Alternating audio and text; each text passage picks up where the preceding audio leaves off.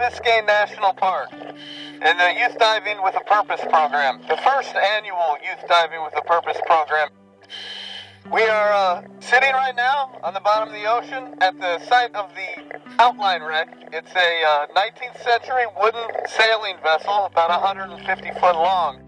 And what you see going on around you are a bunch of high school students from all over the country who've come here to the park to get an experience doing underwater archaeology and helping the National Park Service by producing a site plan of the shipwreck that's just below the sand. This is the 10th year that Diving with a Purpose has operated in Biscayne National Park, and this is the first year that it's an entirely youth-driven project. The students that you see are from all over the country, and they've all come down here to South Florida to learn how to map shipwrecks and to be future stewards for archaeological resources on land and underwater. One of the things that the Diving with a Purpose program teaches is the mapping of shipwrecks underwater. And what this young man is doing right now is he's examining a fragment of the ship's keel. He'll take detailed measurements and translate all of that onto the plastic mylar paper that we can write on underwater.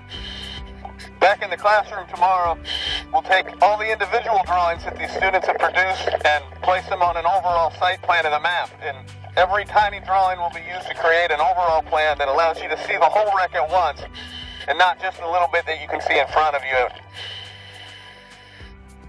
One of the things that's great about the Youth Diving with a Purpose program is that not only does the National Park Service and Biscayne National Park get this great document that we can use in the operations of the park, but these kids get an awesome experience. They get a chance to see a little bit of what it's like to be an underwater archaeologist and what it's like to work underwater. Not just to be a tourist, not just to visit a site and look at it, but actually to get down into the science, into the detailed documentation of how an archaeologist works underwater. One of the things we hope is not necessarily that all these young people are going to become archaeologists when they grow up, but all of them do come away with a new respect and understanding for historic sites and archaeological sites, both in the land and on the water. The shipwrecks in Biscayne National Park are under constant threat. There's a lot of people out in the public who don't necessarily understand the value of a historic resource in place. And one of the goals of the National Park Service is to keep these sites intact for future generations. These young people will come away as stewards, will go back to their communities and explain to the world why it's important for these sites to stay where they're at and hopefully bring a little bit of better protection to them.